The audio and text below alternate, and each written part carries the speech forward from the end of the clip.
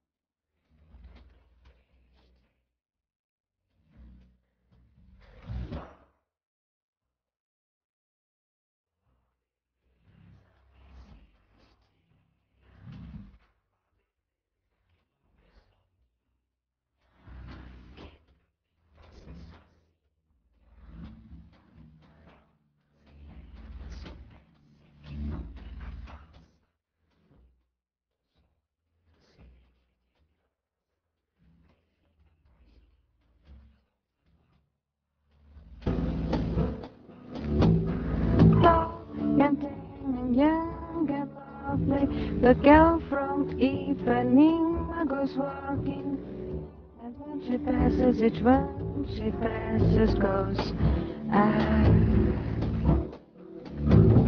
When she walks, she's like a samba that swings so cool and sways so gently. La vez pasada estábamos viendo toda la magia del samba y todo lo que eso había significado dentro de la construcción de la identidad brasilera. Ahora son los tiempos del bossa nova. Son los tiempos de Juscelino Kubitschek, a quien se le llamaría también el presidente bossa nova. Son los tiempos en que sería lanzado oficialmente en Estados Unidos, porque en el Brasil ya hace mucho que se le conocía. Oficialmente habría un lanzamiento de un concierto donde Antonio Carlos Jobim estaría cantando con Astur Gilberto y con Joao Gilberto y estarían lanzando el bossa nova. Hace mucho tiempo ya se conocía en el Brasil este ritmo, y aquí también va a estar Vinicius, y aquí también van a estar los grandes de Chico Bar, que va a empezar acá, y el tiempo de bossa nova va empezando. Esto va acompañando un momento muy interesante de la historia del Brasil. Pero para llegar acá, entre la era de Getúlio Vargas y la era de Juscelino Kubitschek, el siguiente modernizador, Juscelino, será el hombre que le dará todo un empuje, un proyecto a la modernidad, ya, digamos ya a la entrada en el mundo industrial, en el mundo del automóvil. Será una época, digamos, grandiosa en términos de proyectos, y será reconocido como uno de los grandes modernizadores junto con Getúlio, Juscelino. En la era de Getúlio Vargas, cuando empezaron todas esa construcción de identidad y todo eso, también en esa época va a suceder, en los tiempos de Getúlio Vargas, la Segunda Guerra Mundial. Y en el momento de la Segunda Guerra Mundial va a haber una ambivalencia de parte del Brasil, porque el Brasil tiene, lo mismo que Argentina, una inmensa cantidad de migración alemana, y de migración austriaca, y de migración italiana. Es decir, los países del eje están profundamente arraigados en migraciones gigantescas dentro del Brasil, igual que la Argentina. Luego hay sectores del Brasil que están a favor del eje, y hay sectores que están a favor de los aliados. El comercio que en ese momento sostenía Brasil tenía como primer interlocutor a los Estados Unidos por el café, y como segundo socio a Alemania. Así que había que pensar ahí con detenimiento de qué lado iba a estar en la guerra. Entonces, hay fracciones que presionan hacia el eje, pero finalmente va a haber una vuelta de la, digamos, un viraje de la política, en el cual en una gran conferencia internacional el embajador de Brasil dirá que ellos están de parte de los Estados Unidos, que Brasil va a entrar, mejor dicho, que Brasil es partidario de declararle la guerra a Alemania. Ante esa declaración, en un foro internacional, Estados Unidos le dice a Brasil que se compromete a respetar y a defender el territorio brasilero, aunque Brasil no entre en la guerra. En ese momento hay un pacto, digamos, Brasil ha inclinado la balanza, a pesar de que hay fracciones muy divididas, porque dentro del ejército y dentro de la misma política hay gente que claramente apoya al eje. Pero la política oficial se va a dar del lado de los Estados Unidos. Entonces, en ese momento, un grupo de submarinos que se llamaban las Manadas de Lobos, van a recorrer los mares del mundo, hundiendo los buques y hundiendo todos aquellos que puedan llevar provisiones a los Estados Unidos y a Inglaterra. Dentro de esas maniobras van a hundir 5 buques brasileros. Al hundir los 5 buques brasileros, Brasil le va a declarar la guerra a Alemania. Brasil va a entrar en la Segunda Guerra Mundial, va a mandar un contingente de 25.000 hombres, van a pelear en Italia, van a pelear en la zona de los Apeninos. Es una historia que muy poco se conoce. Ellos tienen sus monumentos en Río de Janeiro, ellos los trajeron de Italia después de que habían muerto. Son sus héroes que pelearon sin ningunas condiciones, mal armados, mal uniformados. Ellos no tenían, digamos, ni nada parecido pues a los grandes ejércitos de Europa, en el frío más espantoso, porque pues imagínense, ellos todos brasileros, y estábamos en el invierno de Italia, el frío europeo les va a dar muy duro, y va a ser un episodio, digamos, recordado con heroísmo dentro de los brasileros, trágico a la vez, porque es que esta gente estaba en unas condiciones completamente desiguales con respecto a lo que había sido, a lo que eran los grandes ejércitos en ese momento, y se van a dar, y Brasil va a participar en la Segunda Guerra Mundial. Se va a dar este regimiento, y este regimiento es importante para ellos, digamos, para su visión del mundo y su visión de su país. Es importante este regimiento, aunque no se le haya hecho ni la más mínima miniserie. Este sí no tiene pues ni un capítulo, pero allá pelearon y allá murieron, y de allá llegaron con sus heridas de guerra los que fueron ellos los llamaban los praesiñas. Después van a regresar, van a llevar los cuerpos de los que murieron en Italia, 500, y los van a enterrar en los monumentos grandes y modernos que tienen en Río de Janeiro. Ese episodio muy poco conocido también va a mostrar digamos, las facetas y las dualidades en las cuales el Brasil se desenvolvía en tiempos en que el mundo se polarizaba tanto como la Segunda Guerra Mundial. Al regresar de estar peleando en ese momento, cuando ellos decidieron que se ponían de parte de los Estados Unidos, siendo Getúlio Vargas un dictador, Roosevelt acuñó una frase que es una perla. Decía que Getúlio Vargas era un dictador en pos de la democracia, un dictador defensor de la democracia. Eso queda lo más de chévere. Y entonces resulta que al regresar los soldados, habiendo peleado del lado de los aliados por la democracia contra el totalitarismo del eje, se encuentran con que en Brasil hay una dictadura. Entonces dicen, bueno, un momentico, aquí mandamos tropas a pelear por la democracia y aquí estamos viviendo una dictadura. En ese momento se van a dar una cantidad de movimientos de partidos políticos y de grupos buscando una apertura democrática en el Brasil. La democracia en el Brasil ha sido una tarea ardua, difícil, interrumpida, con procesos muy complicados y altas y bajas. Entonces empiezan a demandarle a Getúlio Vargas que democratice el Brasil. Ni siquiera quieren tumbar a Getúlio Vargas, no es ni siquiera eso. Es que haya una constituyente y es que haya un derecho al pensamiento político, a la libertad de pensamiento político, lo que están pidiendo. Y ahí se forman una serie de grupos donde surgirán los futuros partidos de izquierdas que más adelante protagonizarán la escena política de los brasileros.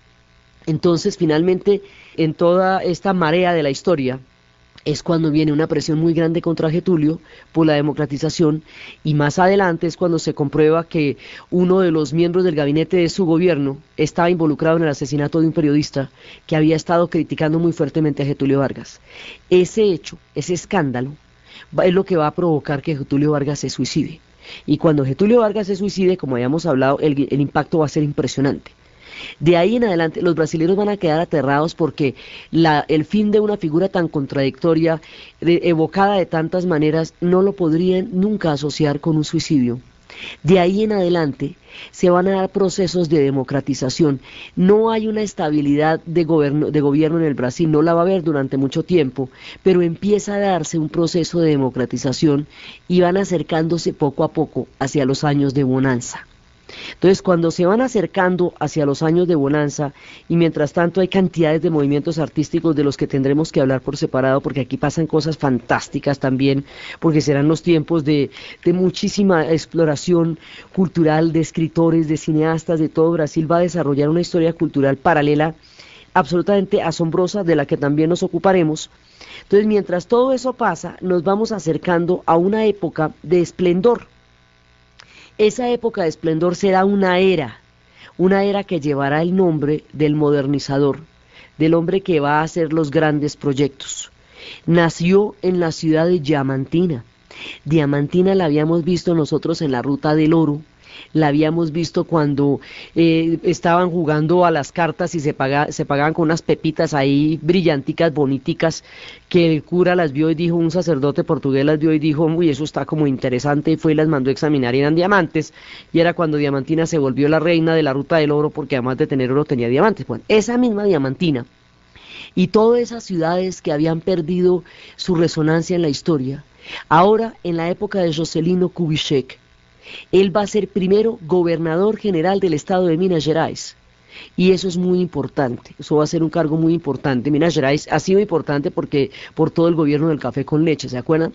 Pero ahora, con todo el proceso que se va a dar, él va a saltar de ahí a la presidencia va a ser ardua y difícil, porque logró un resultado muy reñido en las elecciones y le iban a quitar el reconocimiento electoral, y entonces finalmente se hizo un golpe de gracia político, digamos un golpe legalista para salvar en unas elecciones que legítimamente había ganado. Entonces va a llegar al poder Juscelino Kubitschek. Y Juscelino Kubitschek va a ser un personaje tan supremamente carismático, tan supremamente, va a ser el símbolo, él va a ser el símbolo de un Brasil muy optimista, que mira la historia con una con un gran anhelo de convertirse en el país del futuro. Él es el hombre que representa el país del futuro, y su estilo, todo lo guapo y lo carismático que era, su carácter moderno y la época musical en la que le tocó vivir, hace que el pueblo brasilero lo vaya a llamar el presidente Bossa Nova.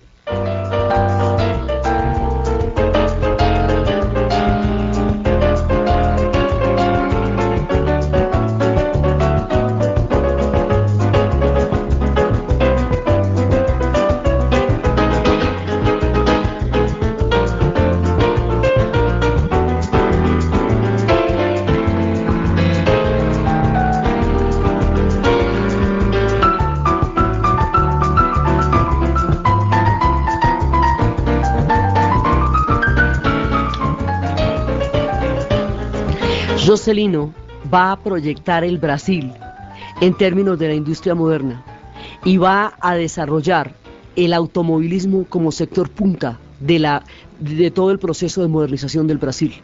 Entonces es cuando las grandes ensambladoras como la Volkswagen, la Ford estaba ya desde hace tiempos, pero empiezan a poner plantas gigantescas. Va a llegar la Simca de Francia, va a llegar la Volkswagen, que va a ser en el Brasil pues una de las más importantes.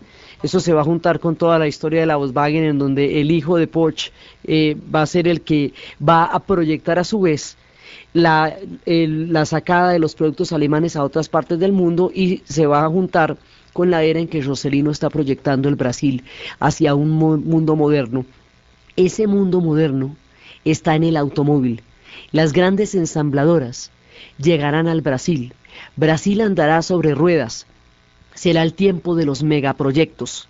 será el tiempo de las gigantescas y fantásticas autopistas, grandes avenidas, un mundo que va cambiando y Brasil empieza a convertirse en una, digamos, a tener todos los visos de las grandes metrópolis y esa espectacularidad del modernismo del Brasil, de toda la modernidad del Brasil, está dada por la industria del automóvil en la era de Kubitschek.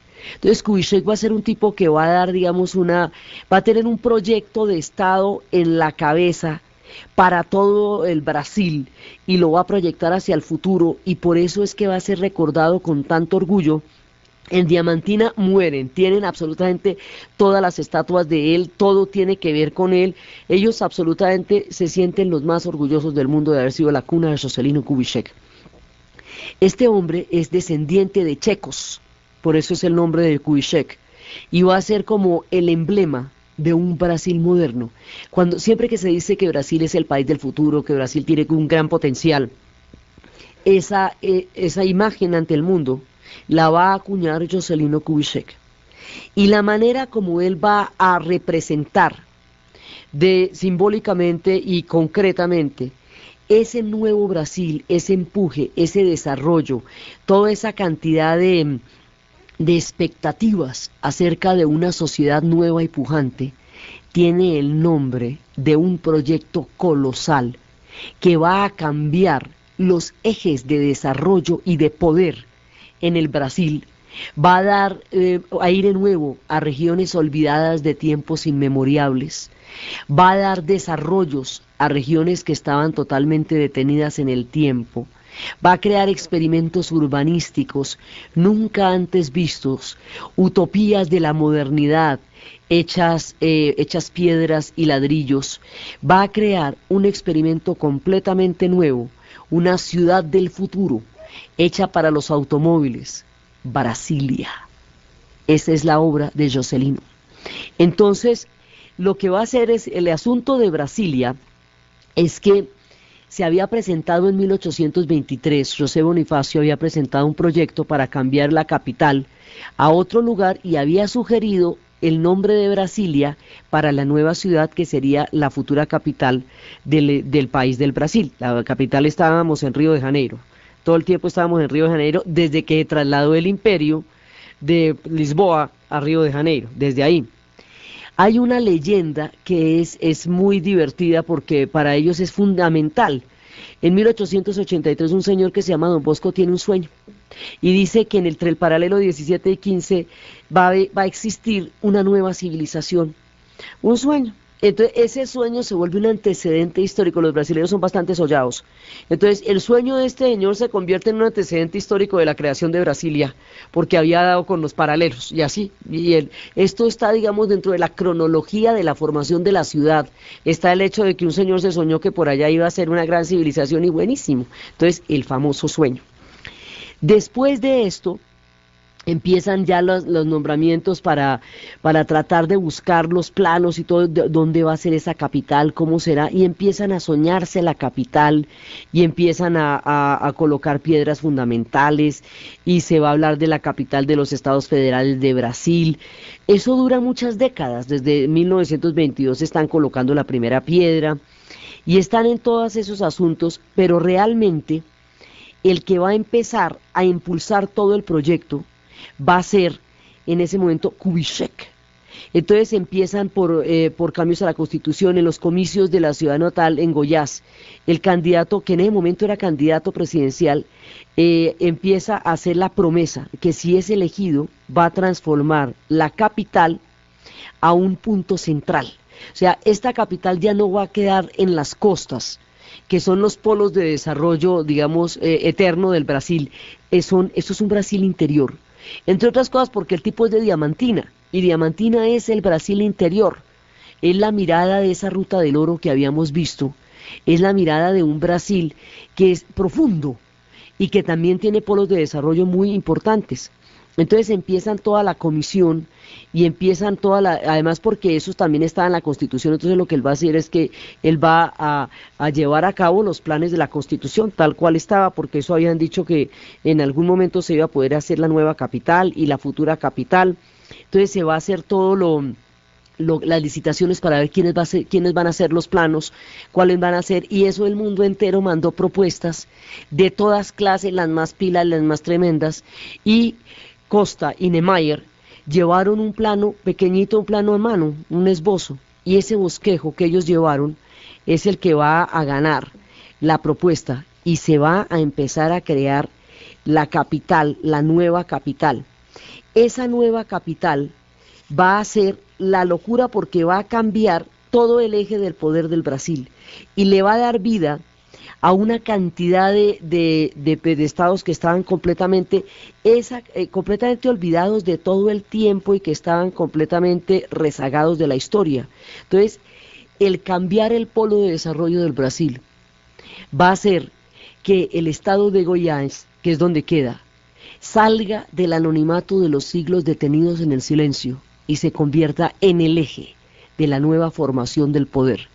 Aquí hay una utopía muy contradictoria, que muchos adoran y otros detestan. Hay un proyecto, una planeación impresionante de lo que son las ciudades del futuro. Esto es un sueño futurista hecho una realidad urbana. De todas las implicaciones de este proyecto es de lo que vamos a hablar después de la pausa. Se você quer ser minha namorada, ai que linda namorada, você poderia ser, se quiser ser, somente minha, exatamente essa coisinha, essa coisa toda minha, que ninguém mais pode ser.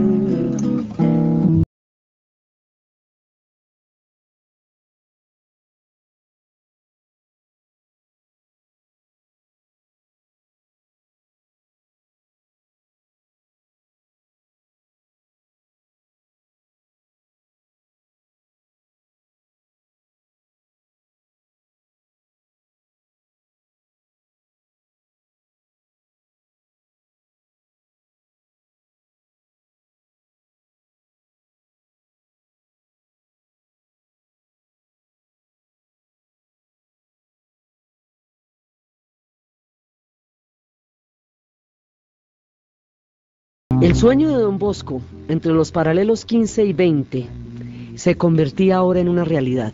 El bosquejo que estaban entregando en ese momento el urbanista Lúcio Costa y Oscar Niemeyer, bajo toda la influencia de lo que en ese momento era Le Corbusier y todo lo que se estaba planeando que era el futuro, era un bosquejo de una cruz alrededor de la cual se daba como una especie de manto, y de ahí empezaba el proyecto.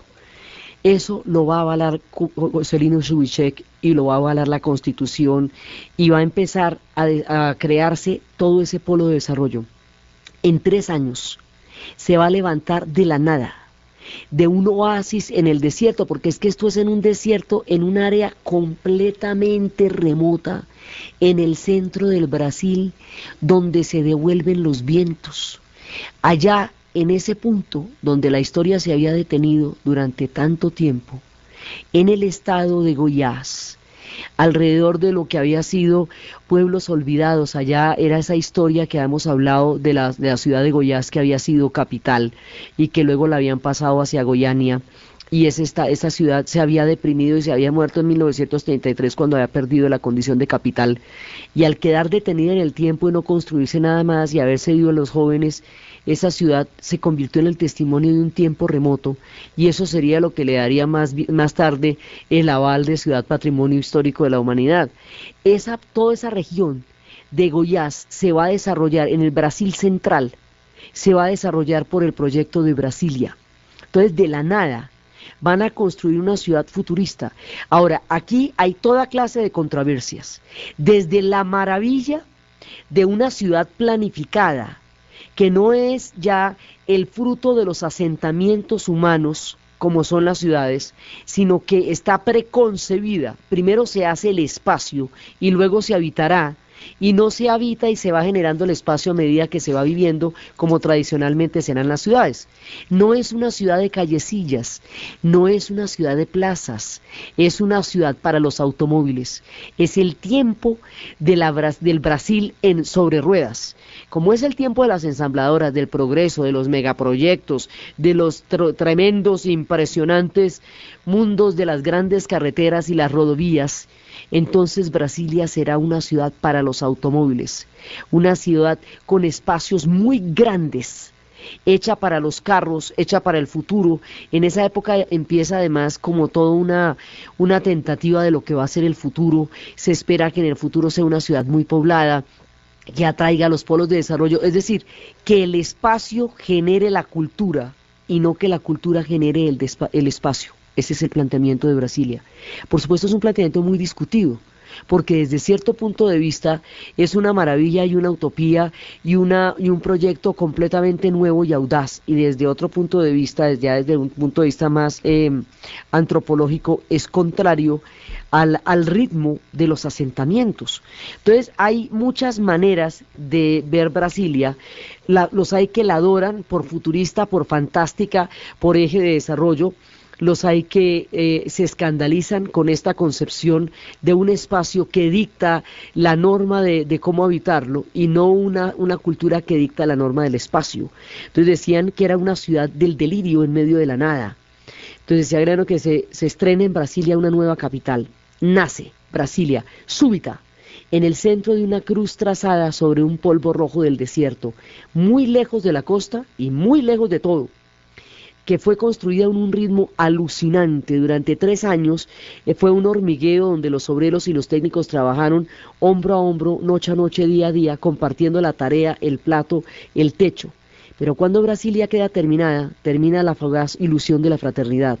Se cierran del golpe las puertas, la ciudad no sirve a los sirvientes. Brasilia deja fuera a quienes la alzaron con sus manos.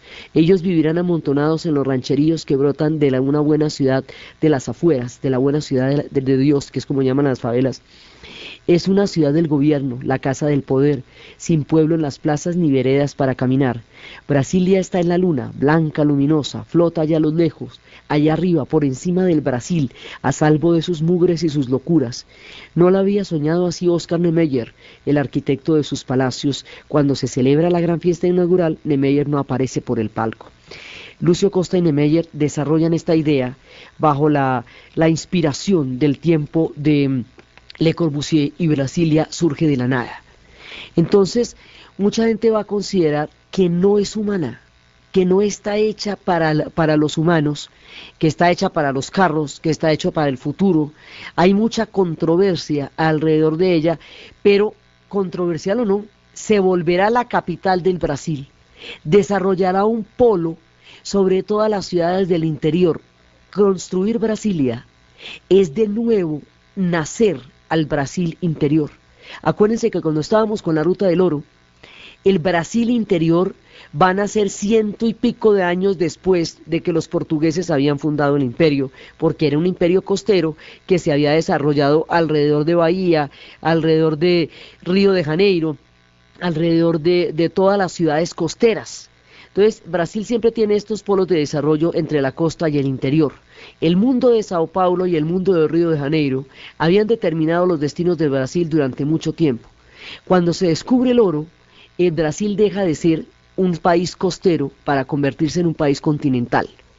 Fieles a esa tradición de polos de desarrollo que al irse desplazando en la historia de este país, van haciendo que muchos sitios de su geografía sean ejes y polos de las nuevas etapas de la historia. Brasil se ha desarrollado en muchos sentidos porque se ha movido con las bonanzas. Entonces habíamos visto que de pronto nos aparece el azúcar y todo se desplaza hacia Pernambuco y hacia el nordeste, que de pronto nos aparece el café, que de pronto nos aparece el caucho y entonces surge la selva, que nos aparece el oro y surge el Brasil interior. Así como todos estos polos han ido generando un país continental, la idea de Juscelino es volver a darle todo el empuje histórico a ese Brasil interior que se había perdido desde los tiempos en que las minas de oro se habían agotado. La Ruta del Oro había creado el Brasil interior, pero el tiempo lo había olvidado. Brasilia le va a dar al Brasil interior todo el poder, el empuje, el desarrollo, el futuro, la nueva forma de enfrentar lo que va a ser la modernidad del mediados de siglo. Todo eso va a representar Brasilia, se va a convertir en un distrito federal. Eso va a ser por sí solo una característica nueva, va a surgir de la nada en la mitad del desierto, y allá es donde se va a dar, digamos, el centro de poder. Allá se van a desplazar todas las grandes capitales, y el estado de Goiás se vuelve protagónico, pasa del olvido al total protagonismo. Entonces las ciudades que quedan al lado se van a convertir en ciudades satélites de semejante proyecto tan grandote, y así Goiás y Goiânia se van a convertir de nuevo en ciudades con una figuración histórica que habían perdido ya hace muchísimo tiempo. Es una ciudad en forma de cruz, es una ciudad que tiene arcos, que se cruza en una catedral modernísima, que tiene una figura parecida a un reloj de arena, pero con las puntas para afuera, inspirada en el deseo de desarrollar un Brasil interior, de un hombre de Diamantina. Por eso es que es tan importante la cuna de Juscelino, porque es en ese lugar, y por haber nacido allá, inspirado en obras que estaban hechas allá y que había hecho Le Corbusier y todo eso, allá en Diamantina surge la inspiración que él soñará para lo que sea Brasilia, y lo que van a hacer Lúcio Costa y Oscar Niemeyer es interpretar ese anhelo y ese sueño de lo que va a ser Brasilia. Entonces esto es un megaproyecto, una capital absolutamente gigantesca, una ciudad construida de la nada, planificada para que la gente viva en ella como se les ocurre que la gente vivirá en el futuro. Entonces durante mucho tiempo va a ser considerado, hubo quienes consideraron que el proyecto había fracasado, que se demoró muchísimo en poblarse, que alrededor había zonas de miseria porque no había realmente un calor que permitiera que los hombres habitaran una ciudad que fue hecha para los automóviles. Entonces hubo, digamos, siempre ha estado rodeada de controversia. Con el tiempo, a medida que fue llegando el futuro sí fue alcanzando a Brasilia, y hoy por hoy es una de las ciudades más modernas. Digamos, lo más curioso es que esto era una ciudad tan futurista, que el futuro fue el que le dio la razón urbanística a Brasilia. En el presente sonaba un exabrupto, era fría, no tenía calles, no tenía plazas, parecía distante de todo el calor que significa habitar las ciudades. En el futuro fue alcanzando a Brasilia y fue moldeándose de acuerdo con el sueño que Brasilia había significado para el futuro, y hoy por hoy es una ciudad perfectamente acorde con los tiempos, con el Brasil, con ser la gran capital, con una oferta cultural impresionante, con un corte único y extraordinario que no tiene ninguna otra ciudad en el mundo. Con el tiempo sí era la ciudad del futuro. Lo que pasa es que se hizo esperando a que llegara el futuro, y el futuro efectivamente llegó. Así muchas personas pensaran que el futuro no llegara. Sigue siendo de todas maneras un proyecto controversial, pero a medida que llegue el futuro, cada vez le dan más razón. Hoy por hoy ya es una ciudad, se esperaba que 500.000 personas vivieran en ella en el momento en que la hicieron Lúcio Costa. Hoy ya tiene más de 3 millones de habitantes, los planos son gigantescos, son abiertos, volados, es una manera, hay cosas que tienen como las formas de los ovnis, es una forma totalmente diferente, totalmente nueva de crear y de concebir lo que son los espacios urbanos. Y con el futuro llegarían a ser lo que se intentaba que fueran, una ciudad del futuro. Entonces, con esta capital así de flamante, con la inauguración, con el mundo mirando en 1960, la construcción de una ciudad, esta salida del desierto, de la nada, con esos cortes futuristas, con ese vuelo artístico, con esa simbología, con esos toques de modernidad, Juscelino había culminado su sueño y había quedado escrito en el corazón del Brasil como el gran modernizador. Había cumplido el sueño de Don Bosco, había dado vida, sangre, circulación aliento, respiración y latido a un Brasil interior perdido en el tiempo. Una vez más se trasladan los polos de desarrollo hacia los lugares donde surgirían otras nuevas etapas. Hay una etapa nueva. Brasilia inaugura una nueva etapa del Brasil, y Río de Janeiro será una historia de lo que ha sido el antiguo imperio, de lo que ha sido la república, pero ya no será la capital. Será una de las ciudades más bellas del mundo indudablemente, pero la capital y el centro de poder y el futuro ya no están en Río, están en Brasilia.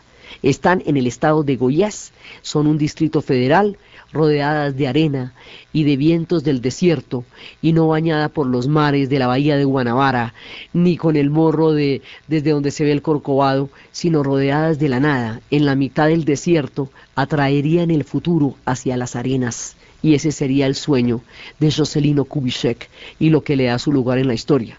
Entonces eso, el mundo de las grandes autopistas, lo que van a ser la era de los automóviles y todo eso, va a hacer que Juscelino se convierta en una figura emblemática de los nuevos modernizadores. Entonces los modernizadores son, pues, por un lado Getúlio Vargas y por otro lado Juscelino Kubitschek, de quien todo el mundo se siente absolutamente orgulloso, y como es más reciente, pues lo recuerdan más, y como Brasilia sigue atrayendo todos los polos culturales del mundo, pues cada vez que amanece la cultura en Brasilia, la gente recuerda a Juscelino y recuerda a su cuna diamantina, que es de donde salió el origen de este nuevo desarrollo del Brasil interior. Entonces Juscelino va a ser una figura muy importante y va a representar un momento en que Brasil está muy contento consigo mismo.